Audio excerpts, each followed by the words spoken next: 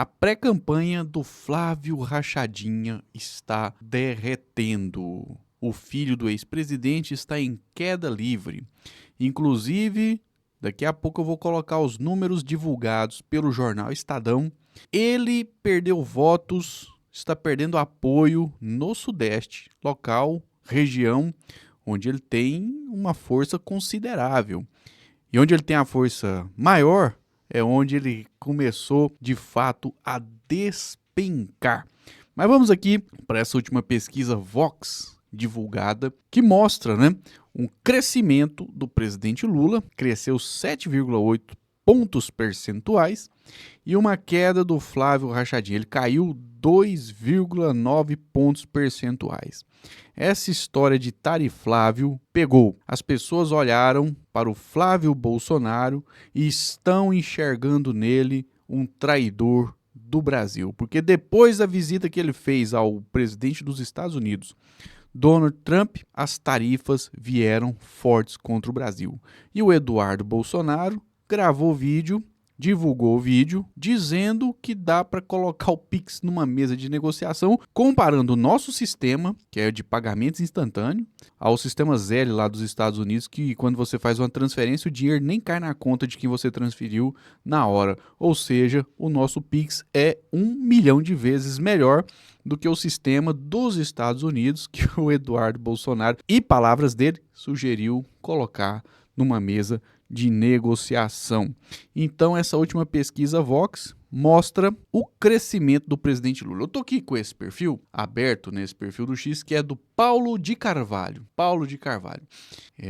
Ele divulgou o seguinte, a pesquisa Vox Brasil confirma os rastreamentos que venho divulgando nos últimos dias. Aí ele escreve, Segundo fontes, o PL, partido do Flávio Bolsonaro, já discute tirar o Flávio Bolsonaro da disputa e lançá-lo ao Senado, onde sua vitória no Rio é considerada certa. Nos bastidores, os aliados estariam preocupados com o desgaste político causado por reportagens, investigações e controvérsias que ganharam repercussão pública, incluindo assuntos ligados ao tarifaço, ao Banco Master e ao filme Dark Horse. Ou seja, o Flávio Bolsonaro está enrolado até o pescoço no escândalo do Banco Master, já que ele chamou o líder desse esquema de corrupção que promoveu uma fraude gigantesca no sistema financeiro brasileiro de meu irmãozão. Quer dizer, mostrando uma intimidade que só se tem quando você chama alguém de irmãozão. Outra coisa também que está pegando realmente contra o Flávio Rachadinha é, de fato, essa história do tarifaço, que fez com que ele tenha agora o apelido de Tariflávio.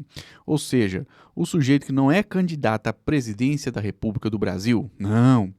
Ele está na eleição para ser administrador de colônia e ele será subordinado às ordens de Donald Trump, diferente do presidente Lula, que senta de igual para igual com Trump, de chefe de Estado para chefe de Estado. O Flávio Bolsonaro, diante do Trump, está ali um patrão e um funcionário. Isso é um fato que as redes sociais aceitaram, tanto é que mais de 80% entenderam que o Flávio Rachadinha é um traidor da pátria. Mais de 80% das publicações foram de críticas ao Flávio Bolsonaro nos últimos dias. Então, o Tariflávio pegou. Temos também aqui esse trecho do Fórum de Teresina, que é um podcast da revista Piauí, em que eles colocaram aqui, Flávio Bolsonaro virou patrono do novo tarifaço e dos ataques ao Pix. Vamos ver aqui. Vamos lá. Trump publicou uma foto com Flávio no Salão Oval, chamando de jovem inteligente, entre aspas, que ama o país. Entre aspas, Então aqui a Ana Clara Costa colocou entre aspas, porque inteligência, o Flávio Rachadinha não tem muita mesmo que não, ama viu? O país. Pera aí, vamos voltar aqui. Sabe qual que é o mérito do Rachadinha? É só o sobrenome. O pai dele tem mérito político, Jair Bolsonaro. O Flávio Rachadinha é um filhinho de papai mimado, que vive da política desde o nascimento e não tem mérito político nenhum. Pegou o capital político do pai e usufrui as benesses dele. Mas vamos continuar vendo aqui esse trecho do podcast Fórum de Teresina, divulgado pela revista Piauí em seu perfil no X. Vamos lá. chamando de jovem inteligente, entre aspas, que ama o país. O timing não deixa dúvidas. O tarifaço, as agressões ao Pix e a denominação sobre PCC e Comando Vermelho na semana anterior têm um patrono, Flávio Bolsonaro, e uma vítima, o Brasil. Muito bom. Bom, a gente começa falando do tarifaço, do novo tarifaço, né? Os Estados Unidos propuseram essa tarifa de 25% sobre parte dos produtos brasileiros. Lembrando que essa tarifa veio depois que o Flávio Rachadinha foi lá conversar com o Trump. E colocaram até o Pix no pacote de acusações contra o Brasil. Bom, quais foram as desculpas para as tarifas dessa vez? Não tinha mais essa história toda de Xandão, né? Então eles tiveram que apelar para outra coisa. Primeiro argumento, o Pix. Então o governo americano está dizendo que o Pix faz concorrência desleal com as empresas americanas que oferecem serviço de pagamento. Tanto as empresas de cartão de crédito, quanto essas big techs que têm seu próprio sistema de pagamento, que são pagos. O Pix sendo de graça, naturalmente, tem uma vantagem competitiva. Vantagem para o povo, né? Mas desvantagem para essas empresas, né, do setor financeiro dos Estados Unidos, que deixaram de ter a receita do povo brasileiro nas transações financeiras. Então eles estão perdendo dinheiro. Perdendo dinheiro, eles querem recuperar o dinheiro perdido. E aí é onde mora o perigo das palavras do Eduardo Bolsonaro, dizendo, né, falando sobre colocar. Eu tenho que medir as palavras, né? Mas a verdade é essa, falando sobre colocar na mesa de negociação o Pix, em comparação com o tal de Zelle, que poucas pessoas do Brasil sabiam que esse sistema existia até pouco tempo. Foi só o Eduardo Bolsonaro falar que o povo passou a saber que isso existe, que esse sistema dos Estados Unidos é uma porcaria e que o Pix é extremamente bom e avançado em relação a esse sistema dos Estados Unidos, totalmente arcaico e ainda pago. Os Estados Unidos está querendo dizer que o Brasil apoia o Pix como apoiaria uma empresa nacional, como se fosse um campeão nacional. Então, como você apoiaria a JBS, por exemplo. Mas o Pix não é uma empresa. O Pix não é feito para dar dinheiro pro... Aí também tem outra questão. O Pix não é uma empresa. O Pix é um sistema público. Não sendo uma empresa e sendo um sistema público, nós não podemos nos esquecer que há pouco tempo tinha gente propondo a privatização da Casa da Moeda, que é onde se produz o dinheiro físico do Brasil. Então eles vão, né, caso consigam, através de uma tragédia e de uma desgraça absoluta, se eleger, o que eu espero que não aconteça, eles vão propor sim. Isso aí é um indício fortíssimo de que eles podem vir a propor a privatização do Pix. E o Pix passará a ser cobrado do povo e o dinheiro nem vai ficar aqui no Brasil, vai ser enviado para os Estados Unidos, como ocorre em boa parte das privatizações, que faz com que o capital movimentado do nosso país seja enviado para o exterior através, né, da remessa de lucros. Então vai ser menos dinheiro no Brasil, ou outra coisa que eles podem fazer é simplesmente acabar com o sistema, porque é um sistema que tira dinheiro deles, eles vão tentar cortar esse sistema que causou perca, né, de dinheiro para essas empresas dos Estados Unidos. Então fiquemos com os olhos abertos e vamos divulgar o que eles querem fazer contra o Pix do Brasil. O seu administrador, que é o Banco Central. O Pix é uma infraestrutura de negócios, é uma coisa como uma estrada, como, enfim, a banda larga que as pessoas usam para a internet, que o Banco Central oferece de graça, porque isso aumenta imensamente a eficiência do sistema. A comparação, por exemplo, que se o Brasil estivesse dando juros subsidiado para a JBS ou para alguma coisa, não tem o menor sentido. O argumento americano é absolutamente patético. Totalmente patético, né? Bom, vamos, né, antes de continuar, coloquei aqui, ó, o nosso QR Code da nossa chave Pix. Falando em Pix, né? Manda um Pix para nós aqui, olha só. É esse Pix aqui, ó, pixdocerrado@gmail.com. Temos aqui o Live Pix. Você pode mandar uma contribuição e mandar uma mensagem a partir de R$2 mensagem de texto, R$3 mensagem de voz. Você mandando a mensagem, nós vamos colocar aqui nos nossos próximos vídeos. Tem também, né, logicamente, eu já tinha divulgado antes, o QR Code. Então, a comunicação de esquerda aqui na internet, a comunicação progressista, precisa da contribuição daqueles que acreditam que é necessário combater as mentiras da extrema-direita, espalhando a verdade por aqui. Vamos continuando aqui, meus amigos e minhas amigas. Temos essa bomba contra a campanha do Flávio Rachadinha, divulgado pelo jornal Estadão. Tá escrito aqui, ó. Queda de Flávio Bolsonaro no Sudeste preocupa aliados. Aliados temem que Se o presidenciável continuar perdendo força em São Paulo, Minas Gerais e Rio de Janeiro, os palanques estaduais da direita tendem a enfraquecer. Aí tem a matéria mesmo, né? Um trechinho dela escrito aqui, ó. Em apenas um mês, na comparação entre o levantamento de abril e maio, o presidenciável do PL foi de 41,2% para 30,7% no Sudeste, uma queda de 10 pontos percentuais. Aqui, ó. Os dados são da Atlas Bloomberg. Então, Flávio Rachadinha em queda livre na região Sudeste. Lembrando, né, que o Lula venceu a eleição contra o Bolsonaro no estado do Rio de Janeiro, sendo esse colégio eleitoral um dos mais importantes do Brasil. E é muito significativo para a campanha do presidente Lula, para a pré-campanha, essa queda do Bolsonaro nessa região onde o bolsonarismo, até pouco tempo, dominava. E agora não domina mais. E a tendência realmente, dada aos acontecimentos, é de mais queda do tarifável, porque essa história de ir para os Estados Unidos e trazer tarifas para o Brasil pegou muito mal para o senador Flávio Bolsonaro. Então, tem essa informação do Paulo de Carvalho, que diz que o PL, né, segundo as fontes dele, já discute tirá-lo da disputa presidencial. Só que eles não têm candidato para ter os votos que o Flávio Bolsonaro tem. Então é provável que isso não aconteça.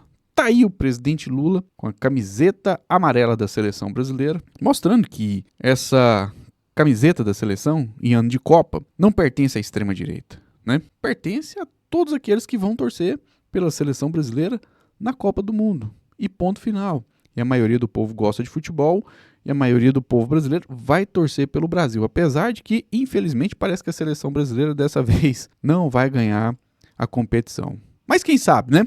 O Brasil surpreende e leva essa Copa. Traz o Hexa para o nosso país. Olha, o presidente Lula teve um ato interessante na Marcha para Jesus lá em São Paulo, quando ele ligou para o idealizador da marcha, que é o Estevão Hernandes, e conversou e justificou que não participa do ato para não usar uma coisa sagrada para fazer palanque político. Esse aqui é o deputado Ottoni de Paula. Tenho colocado ele várias vezes aqui no nosso canal porque ele faz bons vídeos, tem feito um bom debate, apesar que isso parece, pelo menos neste momento, vai fazer ele perder votos. Talvez ele nem se reeleja, mas está mantendo uma coerência interessante, fazendo um bom debate. Quando uma parcela significativa do povo brasileiro recuperar a sanidade mental, parar de tomar banho de detergente, parar de beber detergente e parar de rezar para pneu, muitos vão acabar votando em candidatos iguais a ele, porque ele tem feito um debate bom e equilibrado. Olha só o que ele está falando agora do presidente Lula e a marcha para Jesus e a forma que o presidente Lula lida com o povo evangélico do Brasil. Vamos lá. Apesar de Lula não ser o meu candidato à presidência da República, de eu nunca ter votado nele e ter feito muitas vezes oposição ao seu governo na Câmara, tem algumas coisas em Lula que me causam admiração. O Bolsonaro já votou no Lula, hein? Inclusive falou que votou no Lula porque o Lula é honesto, né? E uma dessas coisas é a capacidade que Lula teve de, ao longo desses anos que ele foi presidente da República, não ter se aproveitado de benefícios que ele, que o seu governo gerou à comunidade evangélica. Bom, Lula é muito republicano, nem todo ato político dele, ele está buscando benefícios para a candidatura dele. Ele faz realmente para, como se diz, né, fazer o bem sem olhar a quem. Hoje uma parcela da comunidade evangélica, que infelizmente é muito hostil ao presidente Lula, mas veja só, o Ottoni de Paula ele vai listar as coisas que o presidente Lula fez pelas igrejas evangélicas do Brasil, que tanto atacam ele, injustamente inclusive. Vamos continuar aqui vendo e ouvindo Ottoni de Paula. Para o proveito próprio. Por exemplo, quem sancionou a lei da Marcha para Jesus no Brasil foi Lula. Quem criou dias importantes como o Dia do Pastor, Dia da Pastora, Dia da Música Gospel, foi Lula. Eu não lembro do Bolsonaro ter beneficiado as igrejas evangélicas nesse sentido. Quem transformou a música gospel em cultura nacional foi Lula. Bom, esses pastores que viviam dizendo, mentindo, né, para suas ovelhas, que o Lula ia fechar igrejas, eles deveriam largar de serem mentirosos, terem caráter e dizer que estão errados e equivocados. E tentar, né, fazer oposição ao presidente Lula com a verdade e não com a mentira. Aliás, não me esqueço, né? Na Bíblia está escrito que o diabo é o pai da mentira. Pastores e pastoras que ficam mentindo sobre o PT e sobre o presidente Lula estão fazendo o papel de filhos e filhas do diabo. Mas o pastor que de fato leva a sério os ensinamentos de Jesus Cristo faz o que o Otônio de Paula está fazendo. Ele é oposição, ele não vota no presidente Lula, ele nunca votou no Lula, mas reconhece que o Lula fez coisas importantes pela comunidade evangélica do Brasil. No tempo da Dilma, quem impediu da igreja virar uma simples associação e estabeleceu a lei da liberdade religiosa foi Lula.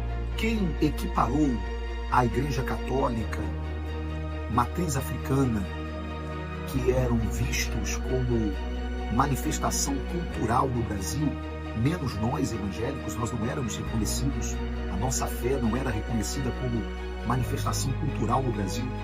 Quem tornou a fé evangélica manifestação cultural no Brasil foi Lula. Agora, depois disso, ninguém mais pode impedir da gente pregar em praça pública.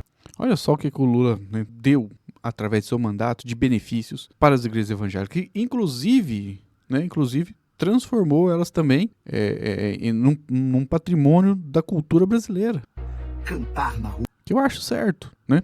Afinal de contas, é realmente parte da nossa cultura. Tem uma parcela expressiva da sociedade brasileira que hoje frequentam essas igrejas. Apesar de boa parte deles não respeitarem quase ninguém, mas do ponto de vista de garantir liberdade religiosa, é importante que essas medidas tomadas pelo presidente Lula sejam de fato aplicadas.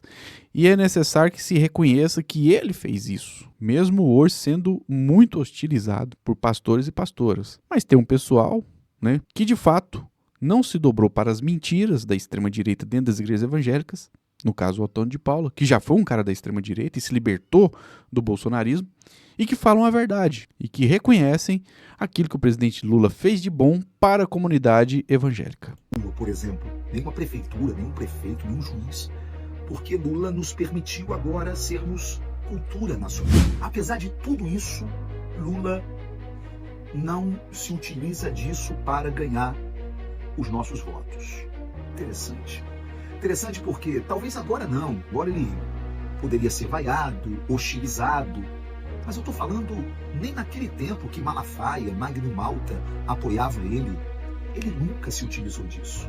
Interessante, né? O Marco Feliciano também já apoiou. O Lula votou na Dilma. E agora, ao ouvir o telefonema entre ele e o apóstolo Estevão Hernandes, aí a minha admiração realmente aumentou por esse camarada que eu tanto critico, já critiquei, já fiz oposição.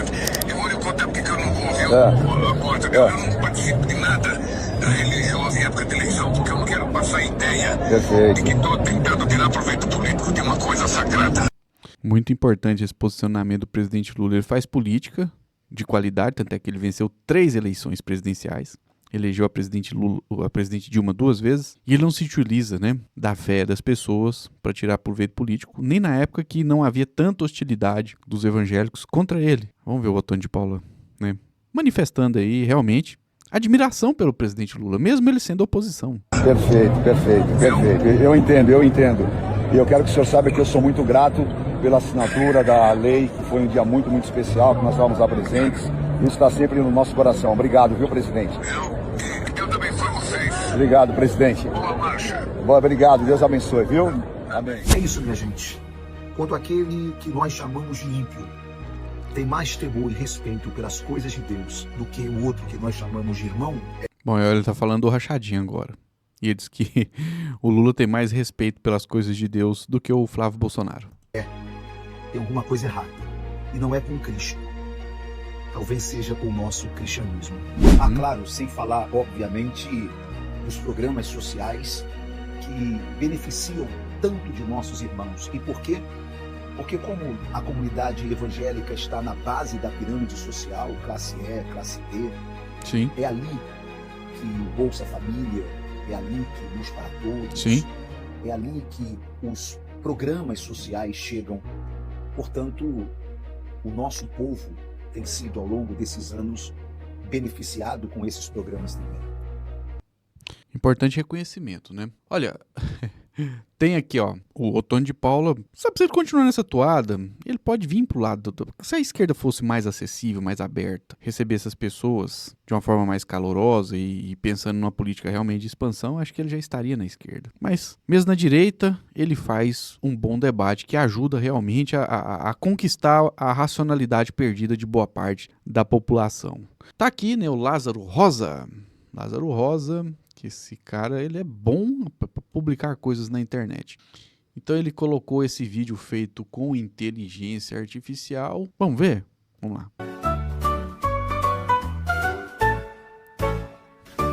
Como eu faço para receber 1.512 depósitos em dinheiro na minha conta? Pergunta ali pro Flávio Rachadinha. Boa. Isso aí é importante, isso aí pega, viu? Onde eu consigo um apartamento por 6 milhões com a ajudinha? Lá com Flavinho Rachadinha. É a ajudinha de onde? Do Banco Regional de Brasília, né? Que o Banco Master, através do seu esquema, levou à falência, a quase ser liquidado. Importante, né, que a esquerda levante esse debate, porque a situação do BRB hoje, o mesmo, né, banco que emprestou para o Rachadinha comprar uma mansão, uma operação totalmente questionável, o ex-presidente desse banco está preso, inclusive, ele que arrumou esse dinheiro, né? Então tem coisas muito escabrosas mesmo contra o Rachadinha. Ô moço, aonde eu consigo um dinheirinho sem trabalhar? Isso foi boa, hein? Flávio Rachadinha. Como eu faço para enganar crente sem ser crente? Pergunta ali pro Flávio Rachadinha. Como eu faço para escapar da justiça usando meus amigos? Lá com Rachadinha. Boa. Onde eu encontro uns funcionários fantasmas. Pergunta ali pro Rachadinha. Será que eu consigo pegar um dinheiro dos fantasmas? Flávio Rachadinha. Onde que eu encontro quem vai entregar as terras raras aos americanos? Isso é bom, hein?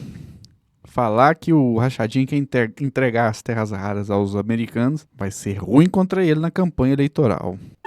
E bom pro Lula, né? Lá com Rachadinha. Onde eu consigo dinheiro com um banqueiro enrolado para fazer meu filme? Lá com o Rachadinha. Então, é isso aí. Lembrando, amigos e amigas, aqui, ó, esse Ivan, né? Esse é o Ivan Tuita, publicou o Geraldo Alckmin, né, explicando que o Bolsonaro tentou impedir a transferência do Marcola do PCC. E quem diz isso é o Sérgio Moro no seu livro. Será que foi o Sérgio Moro que escreveu isso aí? Será que o Sérgio Moro tem capacidade intelectual de escrever um livro? Eu acho que não, mas vamos ver aqui o Geraldo Alckmin falando, né? Só queria dar uma informação para vocês do livro do Moro, página 150, sobre a transferência do preso Marcola. Diz o Moro no livro, que ele escreveu depois que deixou o ministério. Mas há poucos dias da deflagração da Operação Imperium, fui surpreendido com uma mensagem dele, Bolsonaro, no meu celular, sugerindo o cancelamento das transferências. Bolsonaro disse estar receoso de possíveis retaliações do crime organizado contra a população civil e temia que, se isso acontecesse, o governo federal fosse responsabilizado, inclusive com impeachment do Congresso. O Moro escreve no seu livro que o Bolsonaro lhe manda um e-mail pedindo o cancelamento, que não fosse feita a transferência. O Bolsonaro é um cagão mesmo, né? A transferência foi pedida antes do Bolsonaro assumir pelo Ministério Público de São Paulo e foi autorizada no começo de 2019 por ordem do Tribunal de Justiça de São Paulo. Não foi o Bolsonaro que pediu, foi o MP. Quem autorizou foi o Judiciário e o Bolsonaro, diz o Moro, tentou impedir a transferência do Marcola. Essa é a realidade. E tinha gente que acreditava que o Bolsonaro era um homem corajoso que iria enfrentar o crime organizado. É isso, né? Então, vocês viram. O Flávio Bolsonaro está com a sua campanha em queda livre, perdendo apoio também na região sudeste. Está caindo, o Lula está subindo, o Tariflávio pegou, as pessoas estão olhando no Flávio Rachadinha e enxergando nele um traidor do Brasil. E há quem diga que, né, o PL já cogita tirar ele da disputa, o que eu não acredito, porque não existe outro nome que vai ter mais votos na disputa contra o presidente Lula. A realidade é essa. Mas, realmente, as chances do Lula se reeleger estão aumentando e as chances do Flávio Bolsonaro ganhar essa eleição estão diminuindo. E você, o que pensa sobre tudo isso? Se manifesta aí nos comentários, engrandeça o debate. Se não está inscrito no nosso canal, se inscreva, deixa o seu like e, por favor, compartilhe o vídeo. Eu sou o Flávio Rezende, editor deste canal. Um forte abraço e até o próximo vídeo.